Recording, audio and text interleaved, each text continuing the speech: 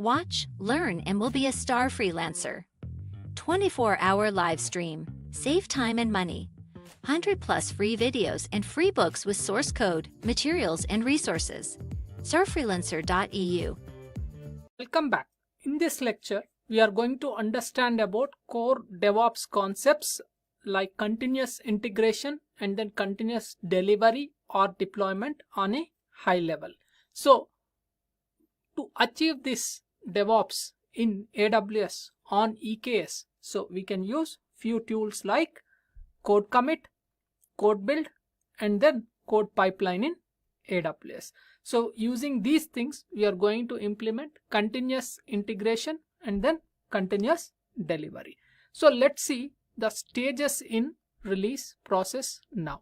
So we'll have source stage. So in source stage, we are going to, if we take any application, so we need to check in the source code to our version control repository, and then we can even send those things for peer review, those checked in code.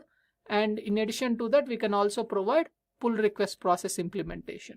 So that's about in the source stage, we do it. In build stage, so we are going to compile the code and build artifacts like war file, jar files, container images, or even Kubernetes manifest files, and then unit test them, and then move on to the test phase.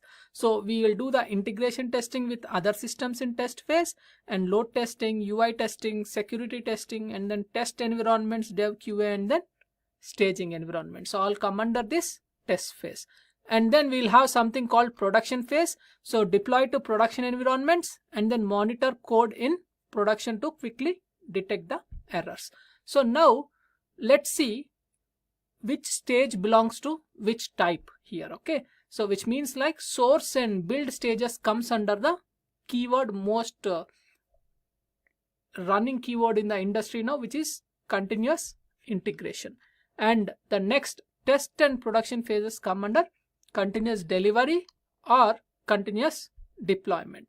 So one more thing here is infrastructure as code. If you see continuous integration, continuous delivery, continuous deployment, so all these are big buzzwords in the industry nowadays. Okay, so now how these are related to our regular release process is what this slide outlines. Okay, so and now let's see infrastructure as code. So whatever we have in source, build, and then test productions, so all these stages, if you want to automate using AWS CloudFormation, so you can automate that and then just check in the templates, and then all these source stage, build stage, test stage, and then production stage, all things related to their infrastructure also can be written in code and then available for us. So that's about the infrastructure as code. And next thing is continuous integration, right? So in continuous integration, what does this mean on a high level? So automatically kick off a new release when new code is checked in. So that's one thing. And build and test that code in a consistent, repeatable environment, and continually have an artifact ready for deployment. So that's the continuous integration. So let's also see what is continuous delivery. Okay, so in continuous delivery or deployment, automatically deploy new changes to staging environments for testing. So deploy to production safely without affecting the customers, and deliver to customers faster, and increase deployment frequency and reduce change lead time and then change failure rate. So these are the advantages of continuous delivery process if we implement it. So now how this AWS developer tools or code services you can call, how these fit into this continuous integration and continuous delivery pipelines. Okay, so AWS has something called code pipeline, which will be in integration with different AWS tools. So example, for source, it is going to use the AWS code commit, which is something like a GitHub repository. So here we call it as code commit repository. And for building, so we usually see Jenkins, we might have seen in many places, but in AWS we can use code build, and which is a tool which provides us to build our artifacts and then push it to S3 buckets in AWS. And next is testing. Okay, so either you can use code build plus third-party tools to do our testing related things. Okay, and next is deploy. So in our case, for Kubernetes, we are using code build in combination with kubectl to do the deployment in our use case. So I brought them under the deploy stage here. Okay, and next is monitoring. Okay, so from monitoring perspective, you will have something called CloudWatch Container Insights. So using that, we are going to do the end-to-end monitor of our container applications deployed on Kubernetes cluster, and also Kubernetes cluster related components, and then Kubernetes cluster related resources also will be monitored using CloudWatch Container Insights. And we have a dedicated section for CloudWatch Container Insights, and then you can learn more and more about that there. Okay, and next thing is how these tools will be fit in under which category. So we are going to see that in this slide. So continuous integration comes under code commit, code build, source build. So in source and build stages, we have code commit and then code build. So we can map them to continuous integration. And code build with kubectl plus CloudWatch Container Insights, you can put them under the continuous delivery or deployment section. Okay, so that's about on a very high level introduction about AWS code services, and then how we are going to achieve DevOps use cases using these things. Okay, so we'll start the hands-on activity from our next lecture. So I'll see you in the next lecture. Until then, bye bye. Thank you.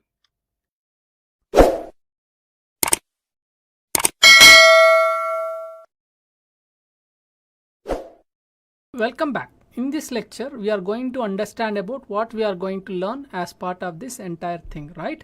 So we are going to create a ECR repository for our Docker images to be stored there, and we are going to create our code commit Git repository, and then check in our Docker and then Kubernetes manifest, whatever we are going to use as part of this specific section. And we are going to write a build spec.yaml or review the build spec.yaml, which will build the Docker image and then push that Docker image to the ECR repository and deploy the updated Kubernetes deployment manifest to EKS cluster. So in addition to that, we also need to be aware of few important roles that need to be created and then associated with the code build role.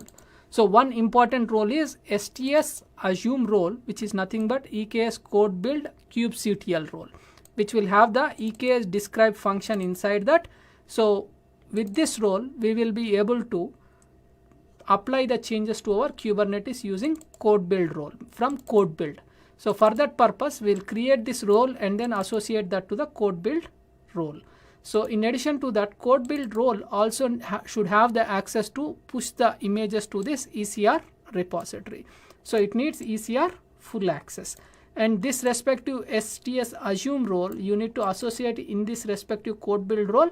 You need to create a STS assume role policy and then associate this role in a way it is required. So we are going to do all these things in different steps and in a very step-by-step and then organized manner, so that you really don't miss any steps here. Okay, so all the steps are detailed documented so that nothing will miss or nothing will misfire us to not to succeed about this section. Okay, so even for STS assume role also the detailed steps are provided, and even for creating auth config map related information on our EKS cluster, those also we have very detailed information provided here, and you can just go through this section and then execute it, and then you will be successfully implementing the DevOps for our Kubernetes manifest. So I'll see you in the next lecture. Until then, bye bye. Thank you.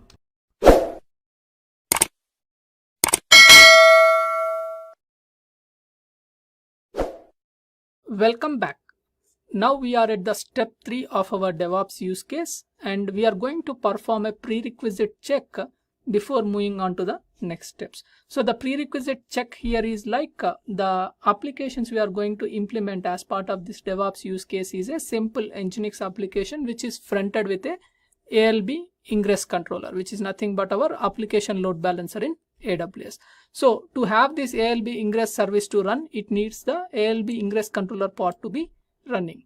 So if you see here in our course, we have implemented and continuously using them from section 8 onwards. So from 8 we have implemented the application load balancers and also the external DNS. So those two things we are going to use everywhere so that the application whatever we are going to deploy looks like a full-blown implementation. So the same cluster whatever we have implemented, those things are running here or not, we just need to cross check ourselves. So if not, then ALB ingress service is not going to get created and then we are going to have issues. So that's the reason we have added a prerequisite step here for this one. Okay, so we are going to go to our terminal and then say kubectl get pods hyphen kubesystem. In kubesystem you should have ALB ingress controller pod up and running. So that's good. So I can create a ingress service now. In the same way, I'll say get pods, kubectl get pods will take us to my default namespace external DNS is running. So which means whenever I create a ingress service and then if I try to register the DNS name DevOps whatever the domain.com, so it should get registered using Route 53 DNS server. So all those things are going to happen as part of our entire implementation. So now as our things are working good on our cluster, so we'll go back to our next step, which is create the ECR repository for our application Docker images. So we'll go to Elastic Container Registry and then create a registry named EKS DevOps Nginx. Okay, so let's go here and then type for Elastic Container Registry, right? So or we can even say ECR and then it will find us. Okay, Elastic Container Registry. And once we go there, so in our previous lecture only we have created this repository AWS ECR Kube Nginx, right? So now also we'll create one more here, which is EKS DevOps Nginx, and I'm going to enable tag immutability and then scan and push, both the things. So this completes the creation of our ECR repository. So in our next lecture we'll focus on the code commit repository. So I'll see you in the next lecture. Until then, bye bye. Thank you.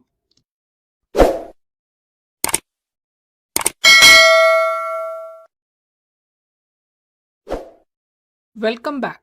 In this lecture, we are going to understand on a high level about what is code commit service in AWS, and then we are going to create a code commit repository for our EKS DevOps use case, and then we'll push the content related to it inside our local GitHub repository and again push it back to our remote GitHub repository. So let's go back and understand what is this code commit repository. Right? So it is nothing but a version control service hosted by AWS. So we can privately store and manage documents, source code, and then binary files. It is secure and then highly scalable. So it supports standard functionality of Git. So code commit supports Git versions 1.7.9 and then later. So it uses a static username and password in addition to standard SSH. So code commit is integrated with different AWS services, which makes its solid presence in AWS. So it is integrated with CodeStar, CodeBuild, CodePipeline, and then Cloud9. So these are related to developer tools. In addition to that, so it is also integrated with AWS Amplify, CloudFormation, CloudWatch, CloudTrail, Elastic Beanstalk, Key Management Service, and then Simple Notification Service. So as its integration is this tight with other AWS services, its presence is very strong in AWS, and then if we use it, we are going to yield lot benefits from that whenever we use it for our GitHub repo in our AWS. Means like whenever we use it as a Git service for our code inside AWS.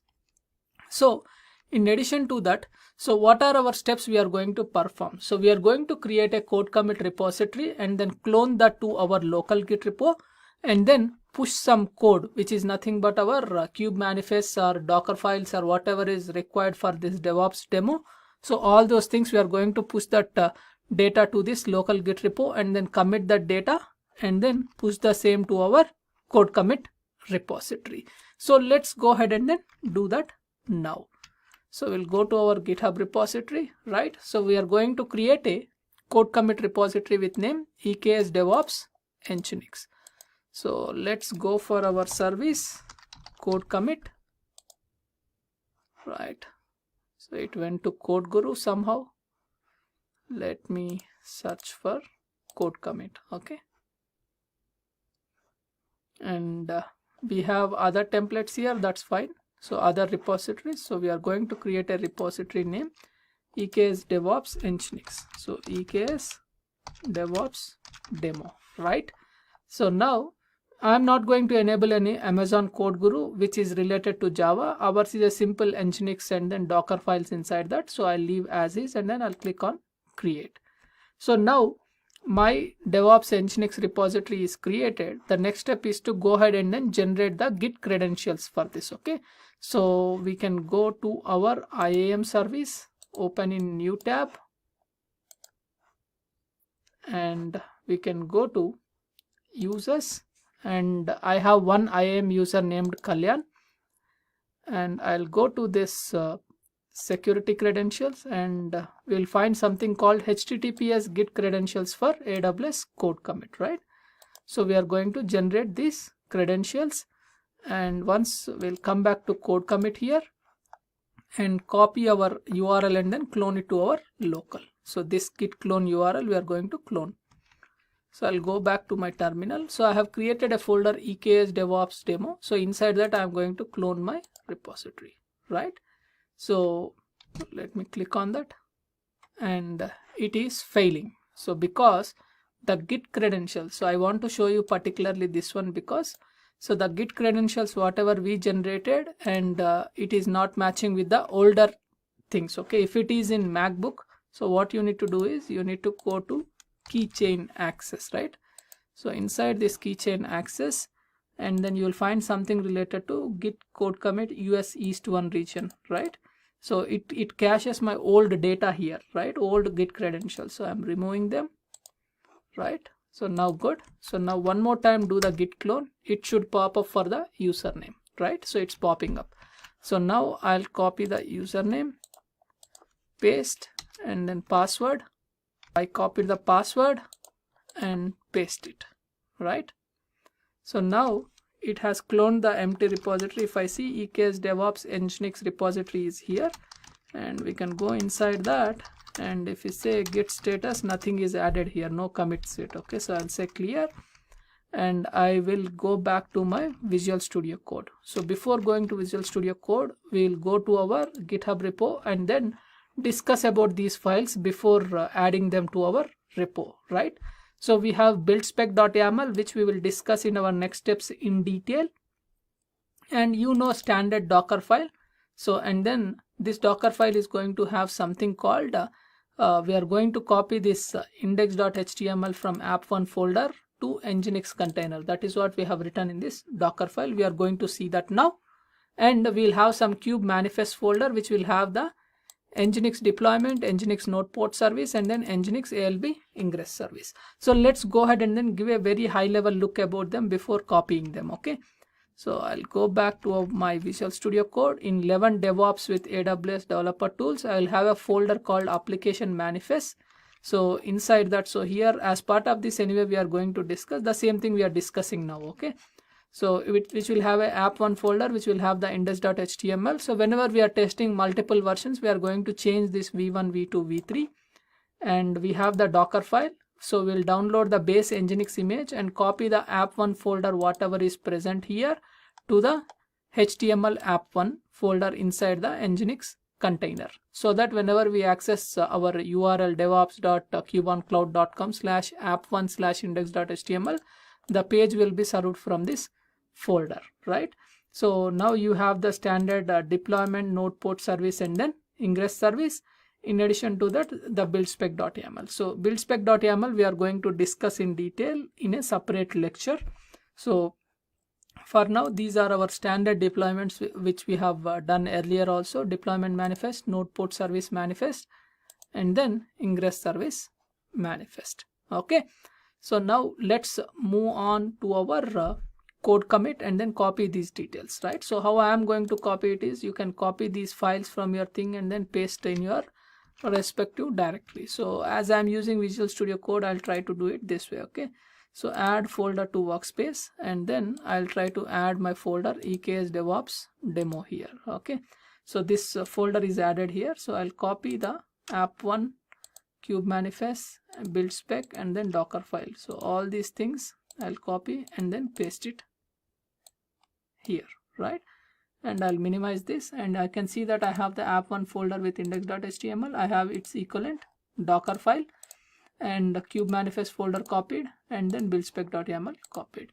So I'll go back here and then I will say git status, right? So looks good. So all these things are added in my git repo here, okay, which is nothing but EKS DevOps Nginx, right? So I'll say git add, which is added them, and then git commit -am. I'll say added first set of files, right? And then we have committed to local. So if I say git status, nothing is there in my local branch. Okay, so I'm going to say git push. So this should push to our remote repository, which is code commit repository. So it pushed it successfully. So let's go here and then click on code, and it should open our EKS DevOps Nginx here, right? So you can see you have the app1 folder, which will have the index.html inside that, right? In the same way, you have all the manifests, cube manifest, build spec.yaml, and then Docker file. If you want, you can go inside and then see the cube manifests also, right? So everything looks good. So you can see the commits also for this repository. So just now whatever one added first set of files. So commit also completed successfully. So how many branches we have? You can click on here and then see we have only default branch, which is master branch. So you can have additional settings here related to whatever you want to configure here. So like if you want to configure notifications for every check-in and then whatever happens, okay, so you can do that here. So additional triggers you can configure and all those things. Okay, so but for now our focus is on moving on with our DevOps use case implementation and not exploring about this code commit in detail. So we'll move on with our next steps. Okay, so let's go back here, and then we have committed everything, and then we have also discussed about these files on a very high level. So in our next lecture, we'll focus on discussing about STS assume role. So I'll see you in the next lecture. Until then, bye bye. Thank you.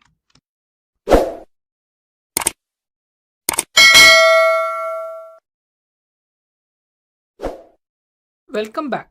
In this step, we are going to create a STS assume IAM role for code build to interact with AWS EKS.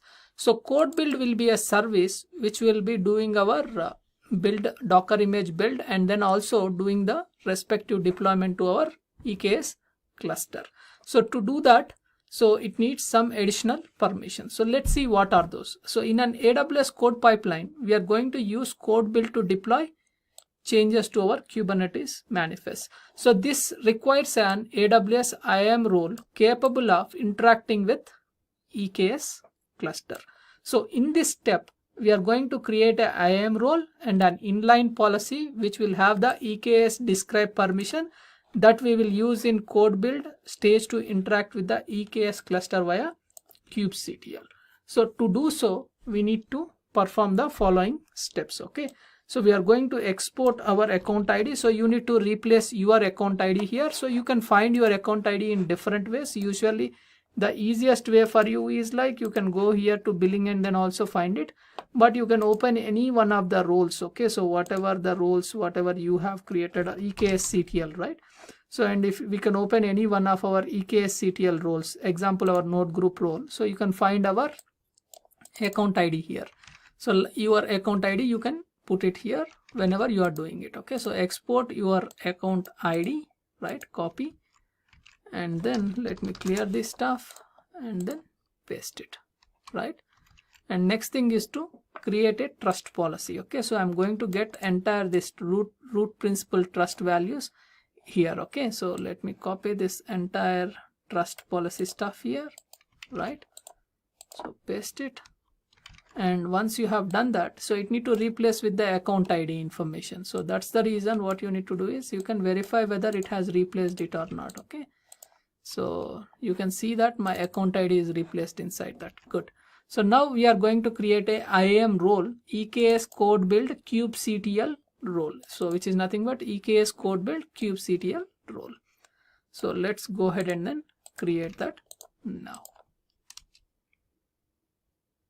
So once it is created, we can get the ARN of that, right? So you can make a note of this if you want to, right? In your why? Because we are going to leverage this ARN later, so you can use this later. So let's make a note of it. Okay, so I'll come back here and we will define a inline policy stating EKS describe, and then we'll push that to a simple IAM EKS describe policy file here. Okay, so it will go inside a file, right, the complete JSON, and then I'm going to associate that inline policy to the newly created EKS code build kubectl role.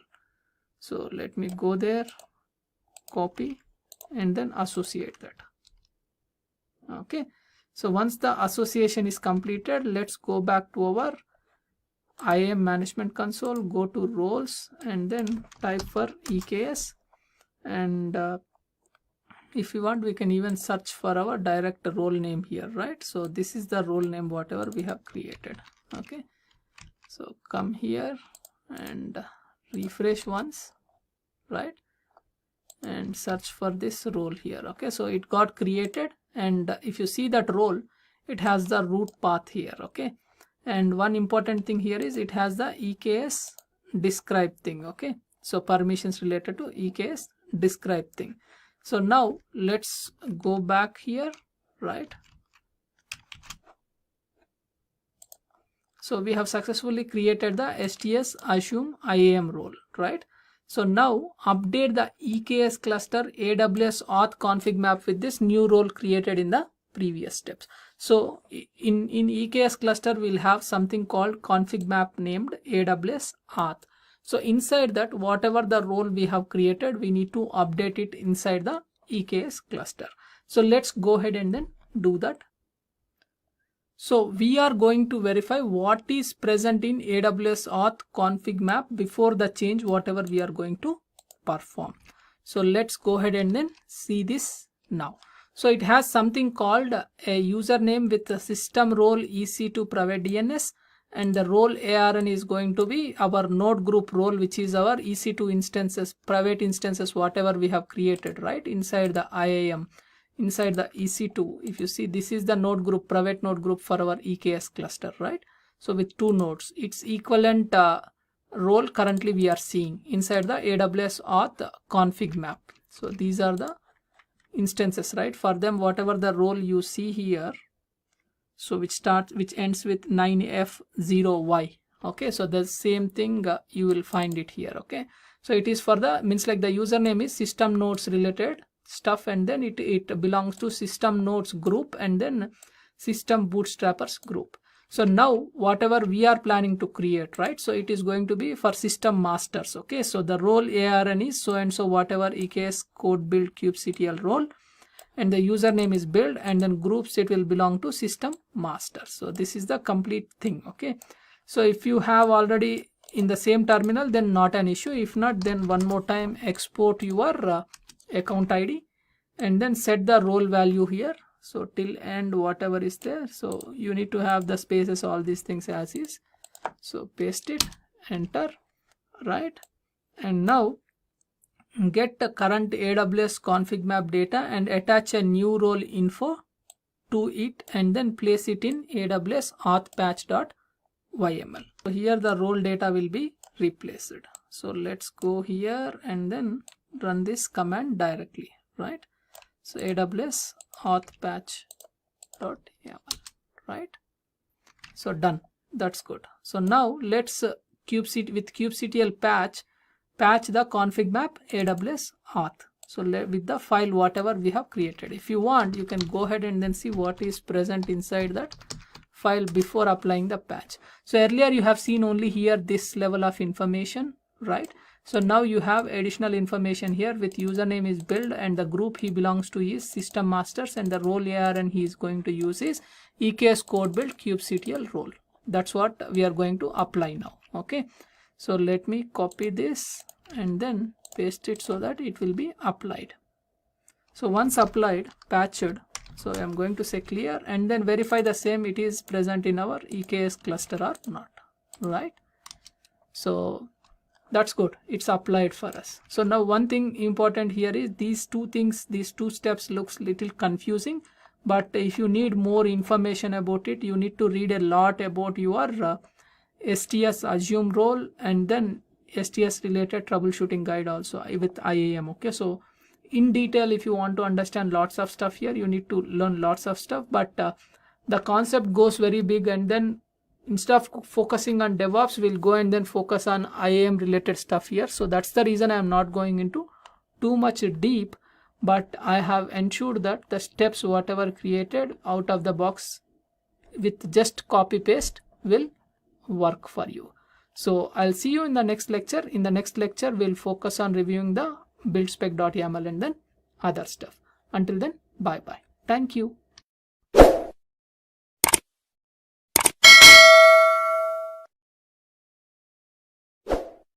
Welcome back. In this lecture, we are going to understand about code build on a very high level. What is this code build service and then how we are going to use it, right?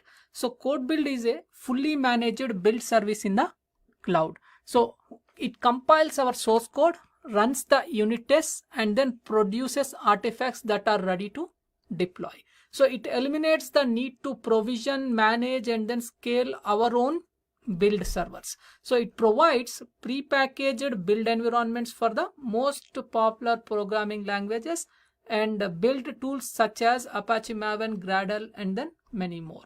So we can also customize build environments in code build to use our own build tools. So it scales automatically to meet the peak build requests.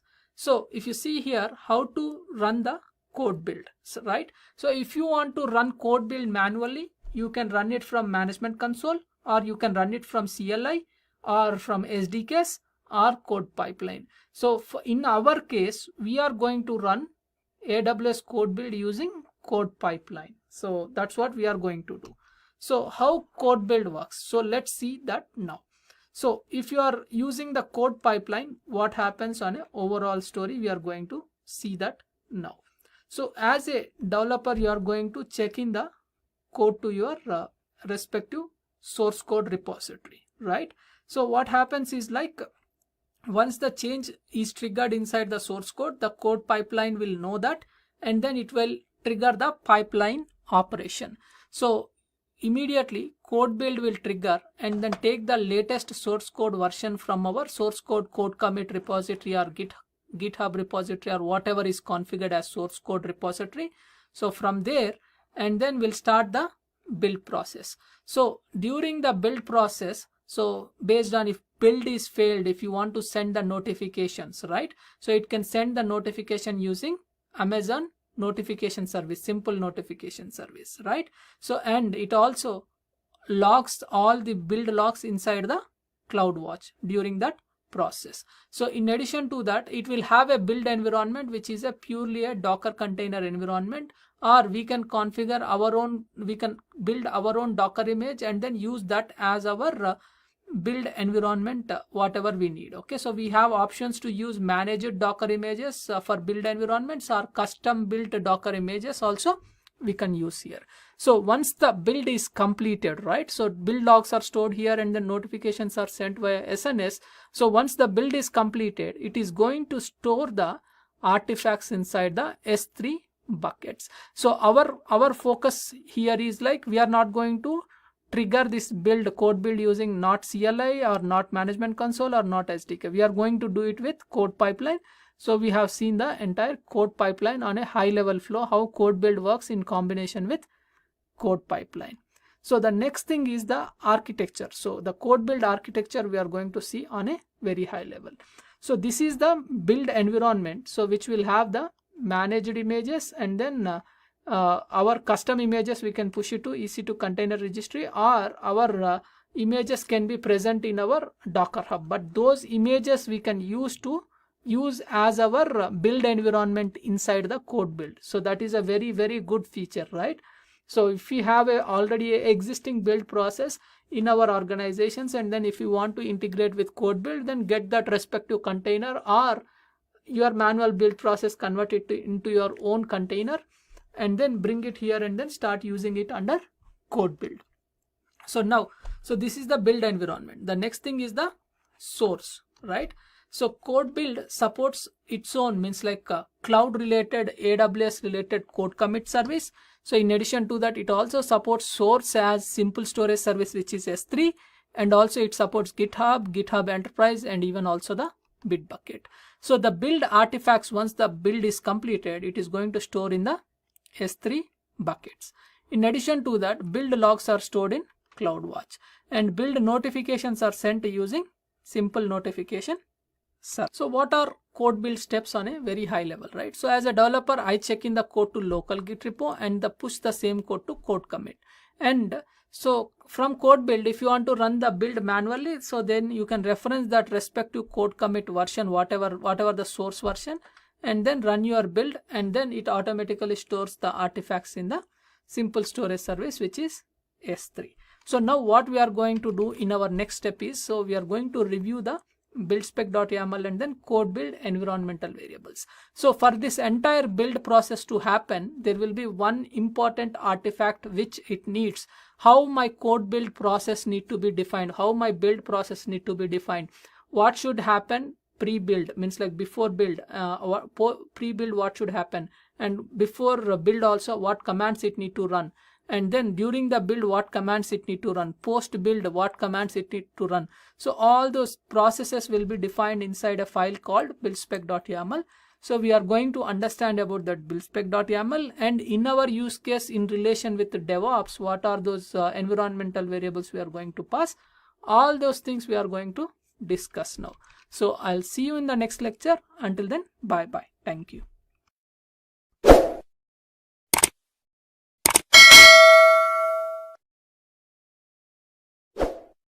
Welcome back. Just now we have completed our code build introduction, and then we are moving on with our step 8 related buildspec.yaml and then environmental variables in our code build, right? So environmental variables required for our code build are going to be the repository URI, so which is nothing but if we go to our ECR, which is Elastic Container Registry, right? So whatever the repository we have created, EKS, DevOps, Nginx, right? So its equivalent URI, whatever is present here, right? So this is the one we need to pass as repository URI variable. So when we are creating the code build project, so we'll see that later, but these things are, we need to make a note. So, and one more is EKS kubectl role ARL. So when you executed this step, right? So in step 6, create STS assume IAM role. So whenever we created this role, so we got the ARN value, right? So this is the ARN value. So here just if you replace your account ID, and then if you don't change any of the above templates, just replace your account ID and then use that, okay? So or if you want, you can take this and then go to IAM, right? Go to IAM service here. So this is the one, right? So go to roles and then search for this role, right? And open this role, and then you will find the ARN here. So get that and then ensure that you put it here as a note for you. And your EKS cluster name. So our EKS cluster name is EKS demo 1. So we are going to use that. So these are the information you need to make a note before moving on to the next steps. So now we are going to review the entire build spec file, very big file we have written. When you see it, it looks super big, but it is super simple. So I'm going to make it super simple for you. So let's go there, okay? So in 11 DevOps in application manifest, so you can find something called buildspec.yaml, right? So I can make it a little bit bigger for our convenience. So right. So now if you see in version, we have version 0.1 and then 0.2 in buildspec.yaml. So if you try to Google it here, right? So AWS code build spec, right? So it will take us to the specification document here. Okay, specification reference we can say even, right? So it will have the entire reference. So version 0.2 and all the information related to it. Okay. So but from this whatever is required we have taken. Okay. So our thing is install.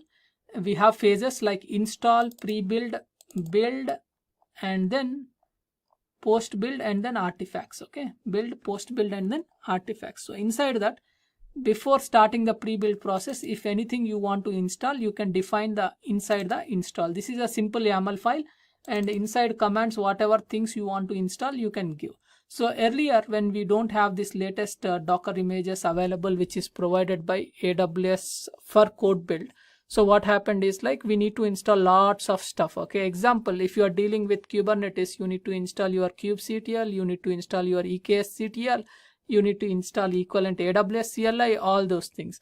But for now, since AWS Amazon related Docker images are available for code build with latest versions, so what happens is nothing is required to be installed here. So what does that mean? Let's go to the end of this file. There will be a URL for you for reference. Okay. So what we are going to do is let's take this, right? So I'll go and then once I'll say first I'll say AWS code build Docker images, right? So let's search that. Okay, so by code build.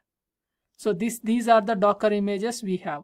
So the latest currently is 3.0, and but whatever latest you want you can verify. So this link whatever here present is the same link I have provided here for reference. Okay, so if I click on this, okay, so it opens this file, and inside the, if we open the Docker file, right, so what all packages it is going to install as part of this respective code build image, we can find it here, right? So it is using Amazon Linux 2 as a core, and then it is installing lots of stuff, SSH, and then GOIPM install, lots of packages it is installing, OpenSSL, right? So SSH key scan and lot of things. But what is important for us, it is installing Git, it is installing Firefox, okay, Gcode driver, Chromium driver, so like this. But our important thing here is AWS tools, right? So it is going to install AWS IAM Authenticator, and it is going to use the latest current 1.16.8 related AWS means like our Kubernetes version related stuff only. You can see, right? It is going to install the kubectl, and version is going to be 1.16.8. So our latest kubectl.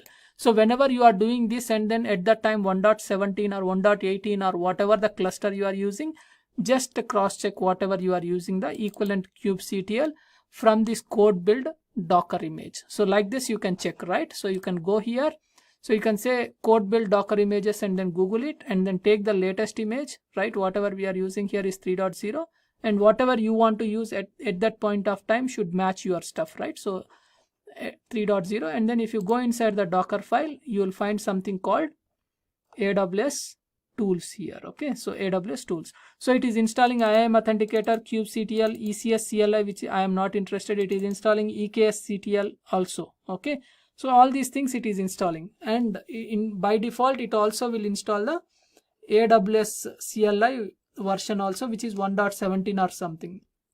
In our course we are using, means like in this course most of the time whenever we use AWS commands, we are using AWS version 2 latest here. But in Amazon related code build images, I still didn't get this level of image already built here, but it is not impacting us anyway, so that's fine. So even CLI 1.17 or 1.18 related to AWS, we really don't have any issue. For us, kubectl version 1.16 should work for our cluster 1.16. So that means like we have the EKS latest cluster, and also kubectl also the equivalent version, so we really don't need to worry. So this is about the core thing related to, nothing related to be installed as part of commands, because kubectl don't need to be installed because it is there. IAM Authenticator don't need to be installed, it is there. AWS CLI, it is there, we really don't need to install. So that's the reason nothing is present in this area. But let's move on to the pre-build area. We have some stuff to do inside the commands. So one is the Docker tag, which is nothing but our image tag. We are going to tag it with the date in this format. year, month, date, hour, minutes, and then seconds. And in addition to that dot, we are also going to have a environmental variable named code build resolved source version will be there in code build. So inside that we are going to use first 8 characters we are going to use for that source code thing. Okay, so we are going to see when the Docker image is built. And in addition to that, next thing is update image tag in our Kubernetes manifest. So this is the important one.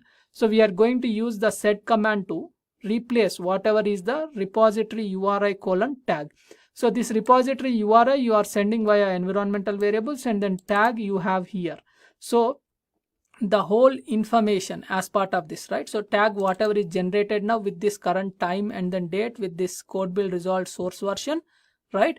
You are going to update the same thing in your Kubernetes DevOps Nginx deployment manifest here. So it is going to replace container image with that value, right? So that's what you are going to do it in your kube manifest 01 DevOps Nginx deployment.yaml. So this completes these lines. So we are also going to verify the AWS version, right? And next thing is, whenever you want to do a Docker push to your repository, ECR repository, you need to do a ECR get login. Since you are using the 1.x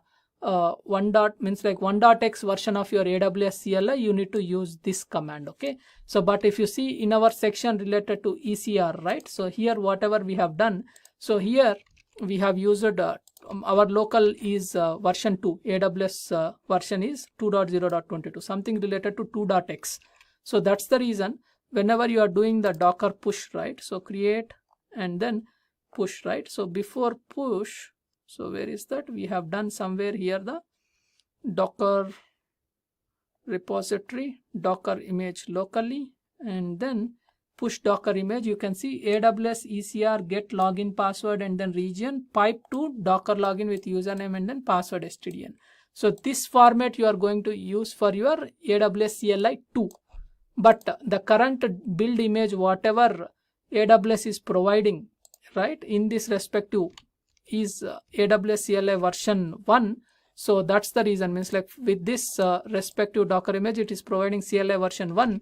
So we are using this AWS ECR get login CLI version 1 related get login command we are using. So with this you will be logged to your Amazon ECR, and then you are just exporting your kubeconfig home directory here, nothing more than that. Okay, and then next what you will do is in the build phase you will do the Docker build, right? So Docker build, and in the current location itself you have the Docker file here, which means like in your code commit repository in the master location itself, means like on the root location itself you have the Docker file here, and then you are going to tag it with repository URI whatever you have provided in environmental variables and the tag whatever you have generated here. So in that way you are going to build the image, and in the post build commands you are going to push that image, right? So you are going to push that image, Docker push repository URI and then tag. Already you have logged into your ECR, so immediately push will happen. So once it is happened, it will say Docker image push to ECR completed successfully. So the next thing is to kubectl apply -f and then kube manifest, right? So it means like once you pushed the image, that image need to be deployed to your EKS cluster in post build. So to do that, you need to first assume your role as EKS kubectl role ARN. Whatever we have created EKS means like EKS kubectl role, whatever we have created here, right, in our previous step. So the same role we are going to use, means like this is the role we are going to use. Where is this? Okay, so we need to assume this respective role, EKS code build kubectl role. So let's come back here. So assume that role, that will generate some credential information. So from that credential information, you will get the access key ID, secret access key, session token, and then expiration. So once all these are available, and then once these environmental variables are set, so you can use a command called AWS EKS update kubeconfig with your cluster name here. So that's the reason cluster name also you are sending it as an environmental variable.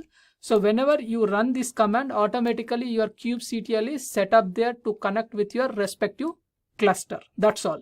So now once this is done, you can go ahead and then apply the changes, and the changes will get reflected. In addition to that, you can even generate your respective DevOps means like respective image URI information in a JSON file, and then export it into build.json, and then create a artifact file build.json.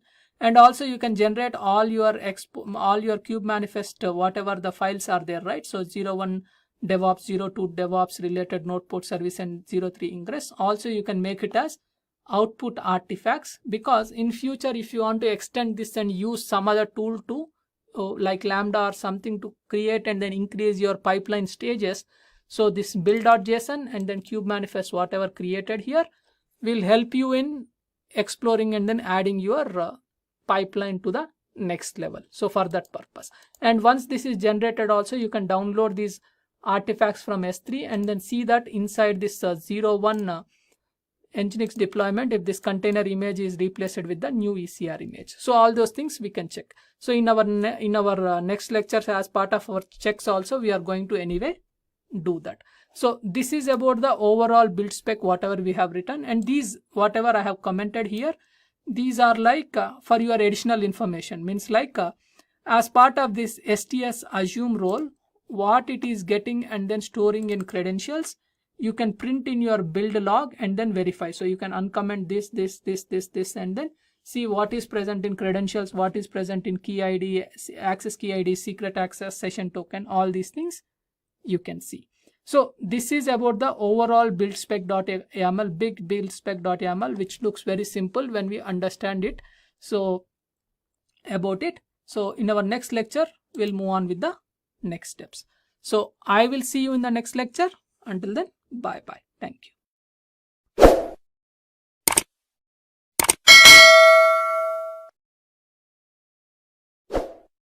Welcome back. In this lecture, we are going to understand about code pipeline on a very high level, right? So code pipeline is a continuous delivery service to model, visualize, and automate the steps required to release our software.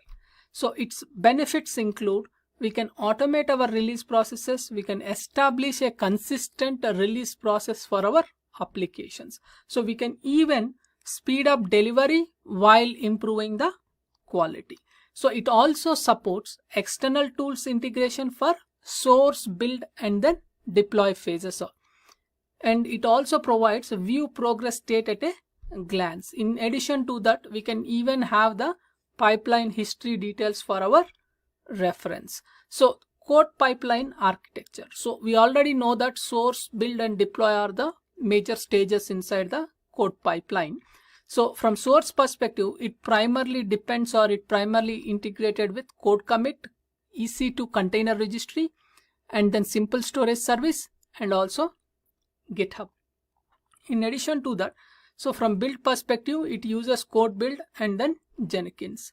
And from deploy perspective, it uses CloudFormation, code deploy, Elastic Beanstalk, service catalog, simple storage service, Elastic Container Service, and also Elastic Container Service blue-green deployments.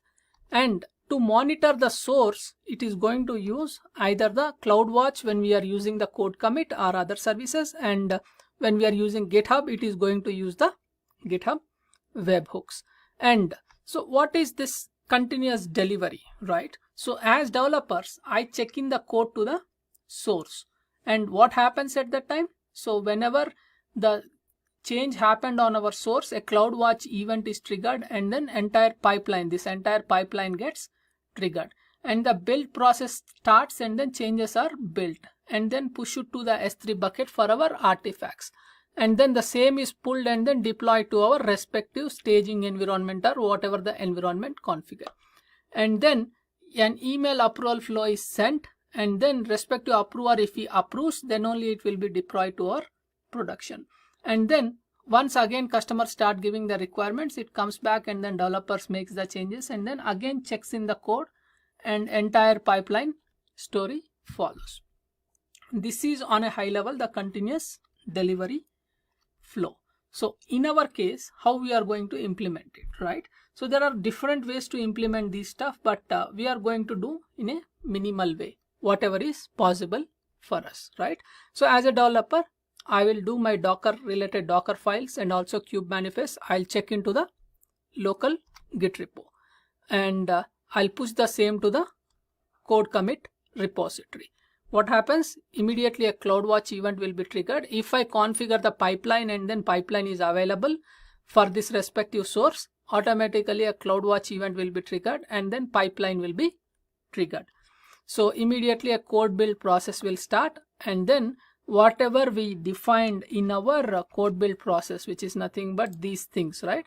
So the entire things are going to get executed, the pre-build steps, and then build steps will execute, and then it will create a new Docker image, and then it will push the Docker image to the Docker repository, which is nothing but our Elastic Container repository.